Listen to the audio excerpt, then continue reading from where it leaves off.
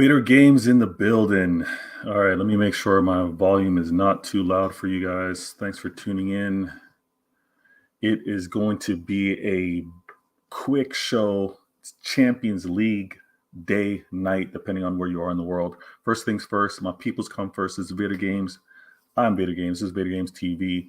Why Always Me show where I speak about things that I happen to know. And that's why Always Me is because I always seem to have a difference of opinion. But I want to thank everybody for tuning in. I want to, again, I humbly thank all of the comments, those that have subscribed, those that are sharing. This humble channel is growing one by one. So thank you, all my friends out there and new friends coming to the channel. Now, you know what I got to do. It's become a tradition. Everyone's been asking for it, so I got to keep it going. And it's the shoe cam. It is the shoe cam. I've gotta give you kind of like I gotta give you what's been sported. It's been asked about, and you see it on screen. It's the first thing we got to talk about. So let me put that on screen for you guys. Definitely check this out. All right, my levels, I think my levels are good, yeah? All right, so take a look at these. I don't know if you happen to know what these are. I'm not going to go too close to the camera so you see the logo, but definitely you see what the crispiness is. Nice and crispy. You see that. And you see the little subtle blue. You know, a Man City fan is Champions League night or day, depending on where you are. I got to sport these. All right. So in the comments, let me know.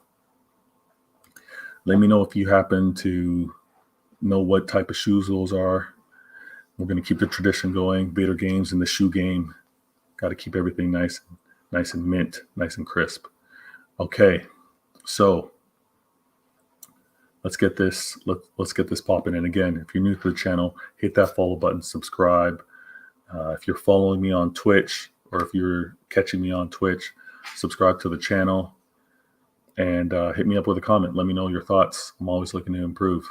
Okay, we have to talk about this. We have to get into it right now because in less than an hour, Manchester City plays Atletico Madrid in the Champions League quarterfinals. Okay, I do not take this for granted. Man City playing at such a level and in this competition is not taken for granted. All right, we've seen them, quote unquote, dominant teams no longer be dominant. So enjoy it in the moment. The meltdowns that we've seen from some of these rival clubs, that ain't us. We're going to appreciate this. We're going to enjoy it for what it's worth. All right. So I have to talk about this. Let me put this on screen for you guys.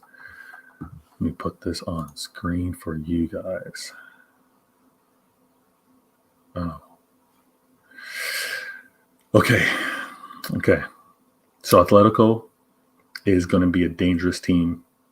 Man City, not that it's routine, but Man City at this stage, Atletico Madrid at this stage has kind of been commonplace. Both teams have shown success at this level. Obviously, the advantage or the odds or those that would on paper make the decision will say Man City should win. I agree with that. I'm a Man City fan. What else am I going to say? But the match is going to have a lot of drama. It's also important to note that the difference of styles that are going to be played, right? Simeone, Guardiola, very different styles, different approaches. Both managers want to win, okay? Both managers have experience winning, but they do have distinct styles. They do have a different approach with how they want to get the best out of their players, how they want to minimize risks, how they want to just have the highest probability of success. Pep's, if I'm going to just generalize top line, Pep's style is attacking football. It's possession football. Okay. I would often say it's very patient, predatory type approach. All right, having the ball, looking for weaknesses, and really attacking those weaknesses. Simeone, I'd have to say, is more cautious, almost like an approach of a non-dominant or tier 1 or alpha predator, right? It's got to be a little cautious, can't just go out there boldly to attack its prey. That's where I see Simeone and how he's going to manage his team. They're going to be very cautious, I think, knowing the threats that City have. Now, the 11 that came out, the 11 that got posted for Man City is interesting. It's very interesting because when we look at it, even just on paper and looking at the versatility of the players and also what Pep, the man scientist that I've referred him to, what he could possibly do with the team does still raise some questions until we see the actual team on the field. Because I'm going to start from back to front. We've got Ederson and goalie, no surprises there. We do have, for the defense, we got Ake, who's played left center back. He's also played left back. We've got Cancelo, who's played left back and right back. We've got Stones, who's played right center back and right back. Okay. And we've got Laporte, who typically, and I'm trying to remember, I think maybe when we played with a back three, with wingers or with wingers, I think we've also had Laporte as that left back at times. But left center back is traditionally his position. Those players could be all over the field, just as I just mentioned, with the versatility that they've shown, with the trust that Pep has shown those players in previous games. So I can't wait for the match to start and see where they line up. All right, and see where they line up. I'm not worried in the sense of there's a mistake in the crew. I don't expect that. I don't anticipate that.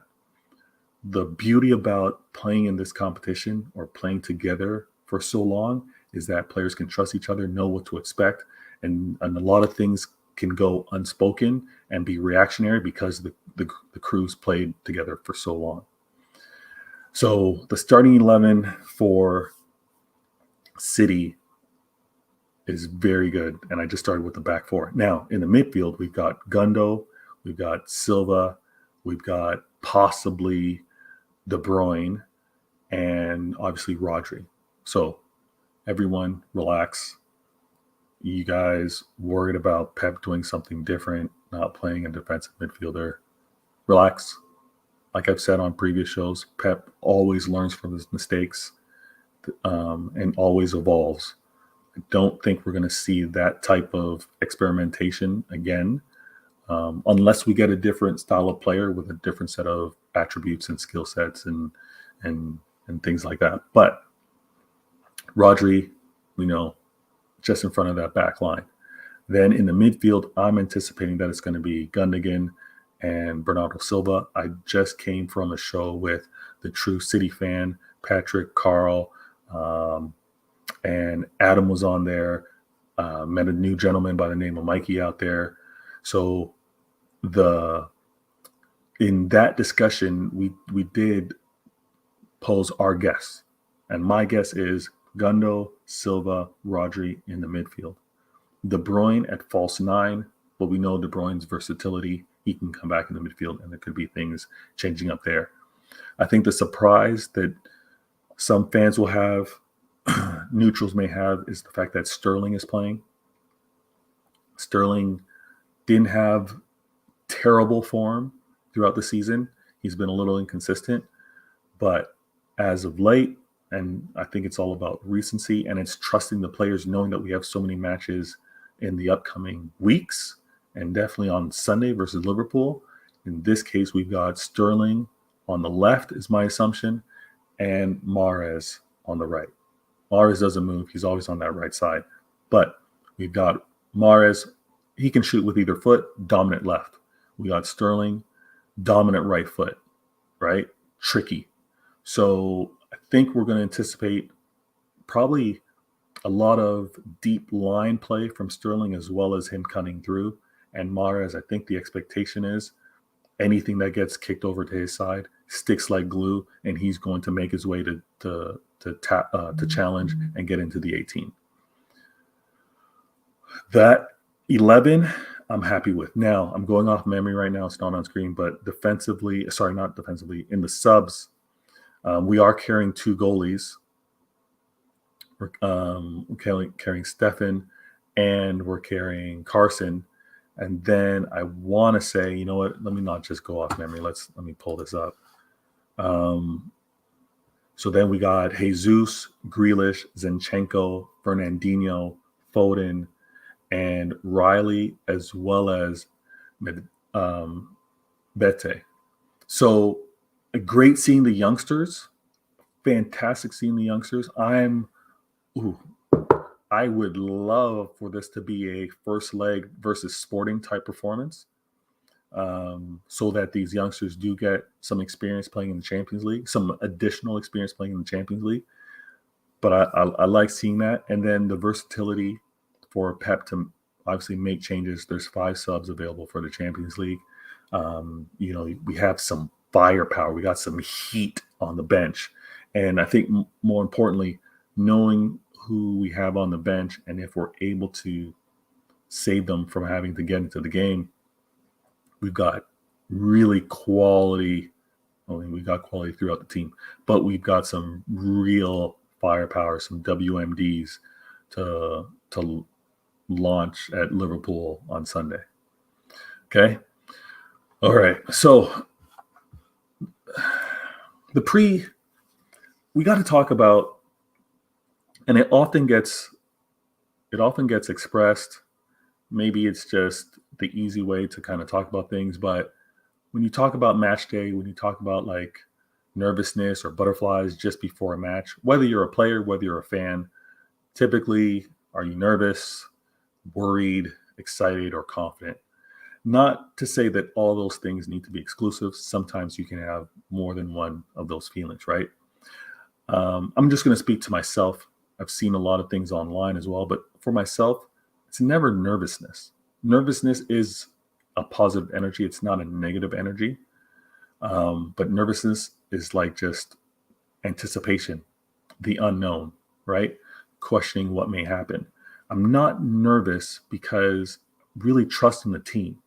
The fact that the players have been together for so long, Pep's been with the team.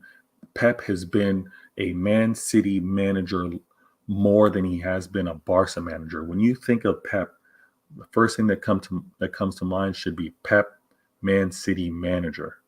That's the imagery you should have. All right.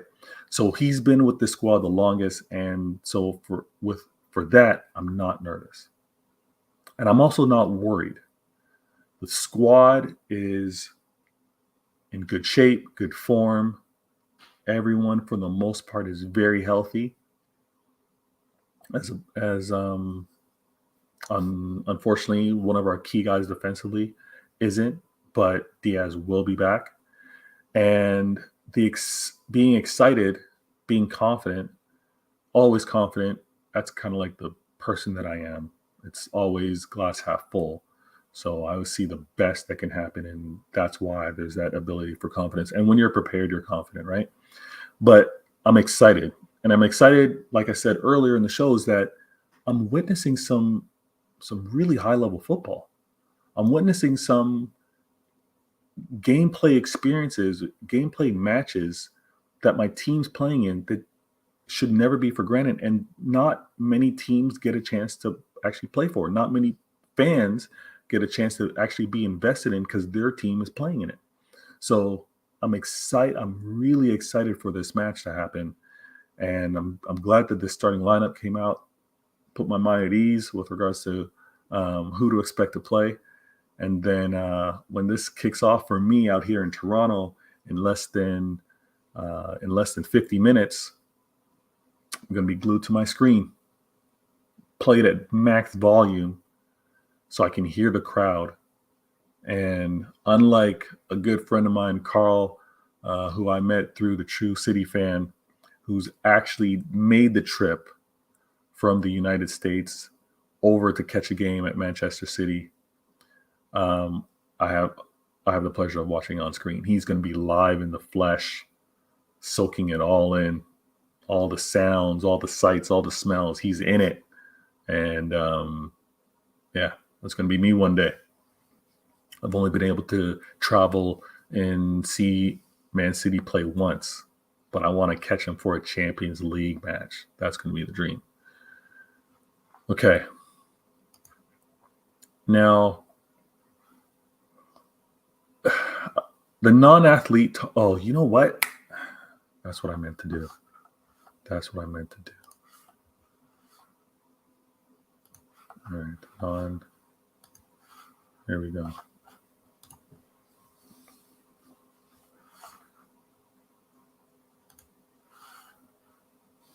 The non-athlete talk happens a lot. We're fans. There are all kinds of fans. There's all kind of content creators. Not everyone's lived a life of being an athlete. Everyone maybe has done their own sport, but maybe hasn't done it at such a high level. And what I want to talk about really briefly here with regards to non-athlete talk is when looking at the press conference, and obviously City fans are going to consume it, absorb it. Neutrals, I don't think so much. Atletico Madrid fans may.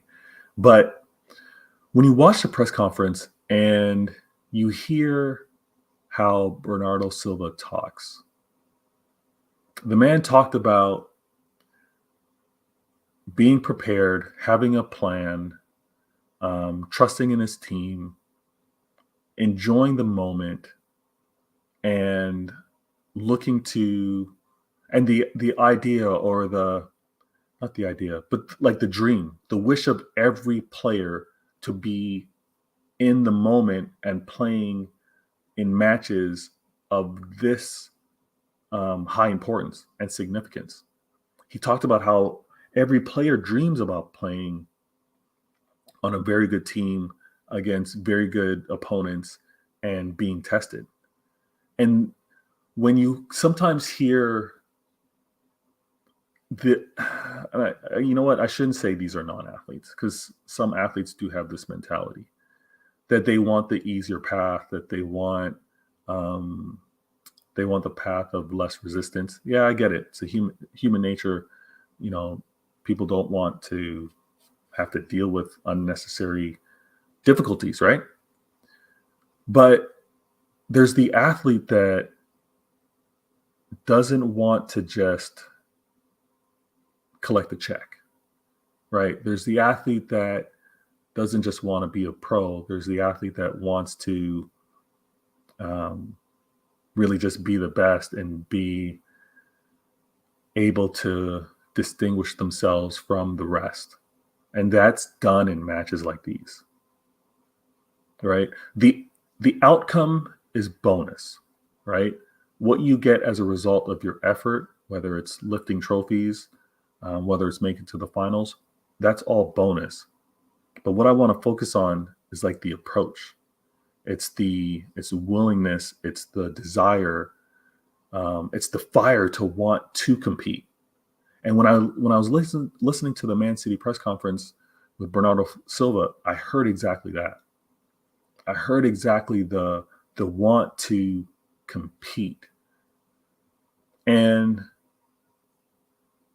it's a big reason why the increasing love of the club is there, because the club shows that same motivation, that same vision, the same mission. So when you have that type of focus, it's just it's just amazing. And I don't think I can describe it properly. It's always satisfying when you have a club, or you have players that you follow, or you have a manager that absolutely wants to compete at the highest level and doesn't take any excuses not to. And Pep also in the press conference interview, which was funny, and obviously these reporters don't know their backgrounds, but they ask a lot of questions, and obviously to big up the competition, that aren't necessarily sport focused or in the mentality of an athlete that's competing. But Pep was funny because he actually injected the fact that he overthinks. And I want to say this: players, managers, coaches, they don't live on the social media platforms. They don't live on IG or Twitter or Facebook or in the YouTube comments. They don't live on it. But things said in those spaces obviously will get back to them. Whether it's a girlfriend, whether it's a wife, whether it's the boys, the homies, whether it's just family, those things do get back to them. So when they do hear those things, it does cause a reaction, right? Not necessarily actions to completely crush or dismiss some of the things that's said, but it does cause a reaction to be like, okay, that's noted. This is how people think, or this is what they think based on what I've done in the past. There's no way that Pep could have avoided the criticism that he got last year in the Champions League. For that to maybe change his approach, his philosophy with regards to the sport, heck no. He and the competitive manager that he is, and on a next show, I'm going to talk about the mentality of Pep as I see it. I'm going to talk about the mentality of Pep, but he's not going to change how he approaches the love of the sport, how he approaches being tactical, or how he approaches breaking down his opponent. That's not going to change. He will evolve and not make the same decisions or adjust on decisions he's made, but how he approaches it and how he tries to still compete, that's not going anywhere. So in the press conference, when he brought up the fact that he may overthink things and he may come up with some super unique, different approaches to this game, having to overthink against Simeone, it was all tongue in cheek. He was being playful with it, joking with the reporters. But best believe he approaches the game like he always does. Like he always does. Yeah. Let me actually do this here. You know what? I normally do these shows so late at night that I don't get comments. I don't actually interact until it's the comments in the YouTube. So Adam, thank you so much for the comment, my friend. Appreciate it. I want to kind of give my point of view real quick before obviously the game happens. And for me, it's out here at 3:00. I snuck away to do this. The kids actually get out of school at 3:30. So there's going to be a 30-minute portion. There's going to be about a 30-minute portion where I'm only relying on what I'm hearing about the game between watching it. So it's going to be an interesting next 3 hours. But I'm going to finish this point here. Non-athlete talk to is also a little misleading sometimes. And there's a lot of talk on YouTube. There's a lot of talk on the socials, right? When you hear things like, if Man City doesn't win the first leg, Champions League's over. Or you hear things like, if City wins by 5 goals, the second leg doesn't mean anything. As a non-athlete, you can talk like that. Or I should say, as a non-athlete not competing in the sport, in that specific event, you can talk like that. But the mentality of the athlete doesn't turn off, right?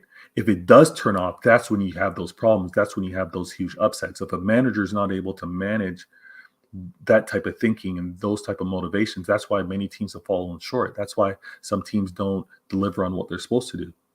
When you see a complete collapse. Now, in the event of losing a game, 1 goal, penalty shots, those things happen.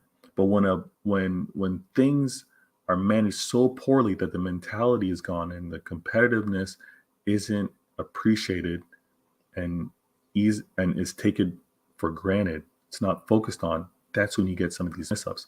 I don't think Pep and the City players are going to allow that to happen. And I also don't think, as we talk about moving forward with regards to the remaining games, you happen to lose one match. Let's say we're talking about the league now. If you're talking about the league and you happen to lose a match, which a lot of athletes, I should say, sorry, a lot of non-athletes are saying, if City wins versus Liverpool, the league's over. City's won the league. If City loses to Liverpool, Liverpool's won the league. When you have nine remaining matches in the league to determine who wins, there's absolutely no way as an athlete that you accept that. You play to the very end of a season. No outcome is guaranteed. If outcomes were guaranteed, when City had, and I believe it was the 6-point lead over on Liverpool early in the season, with Liverpool having games in hand, when City had that lead, if you were a non-athlete, you were probably talking about the league being over.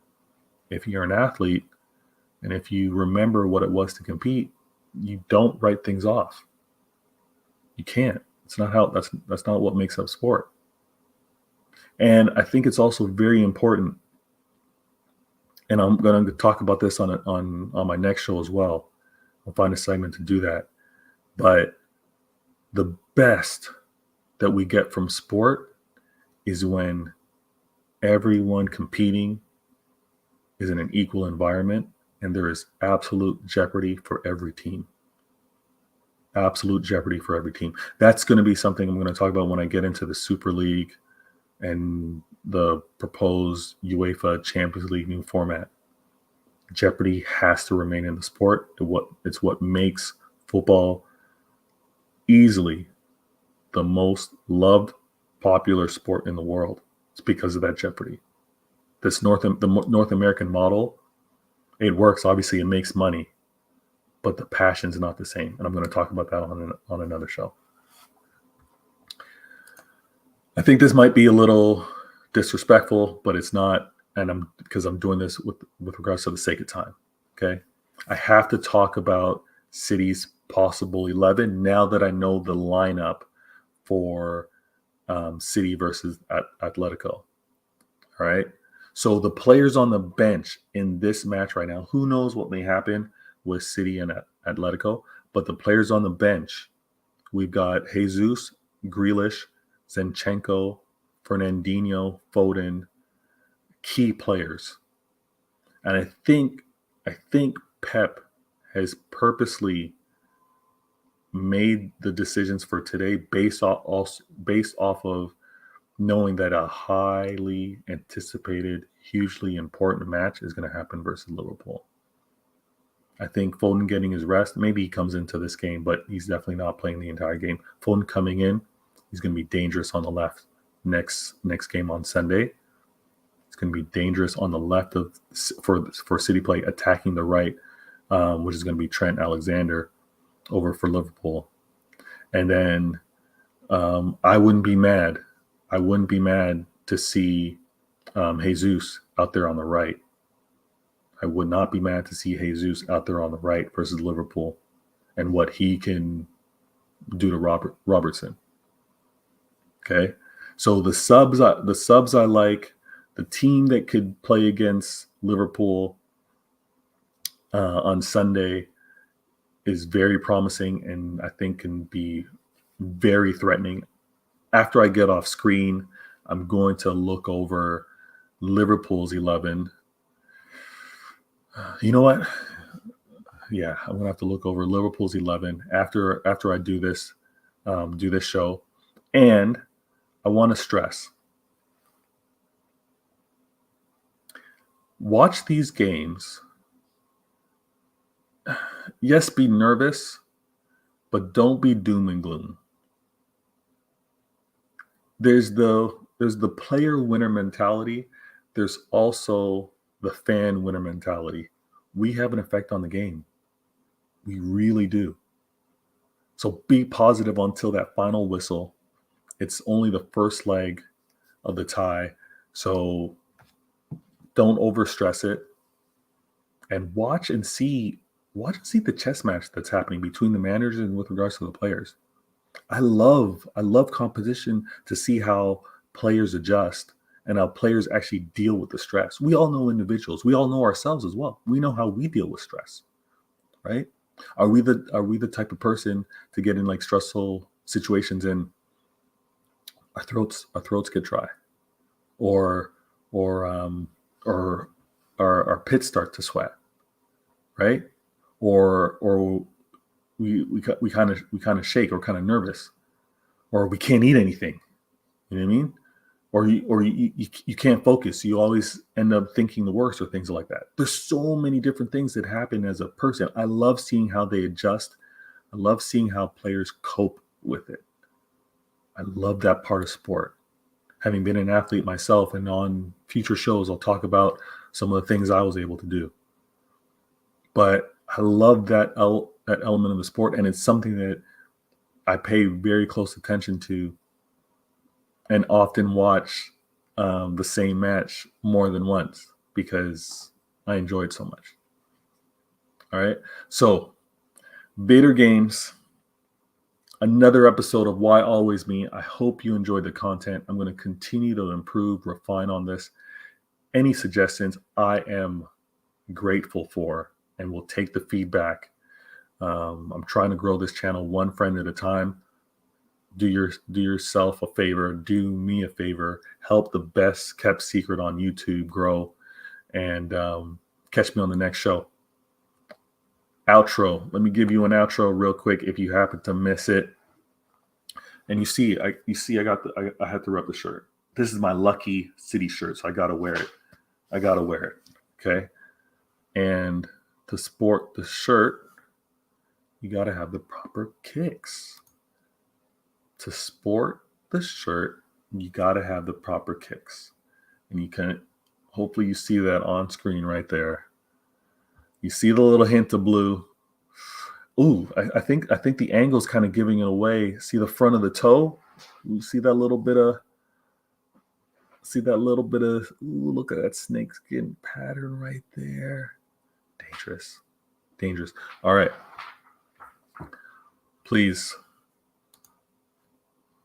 like, comment, subscribe, and share.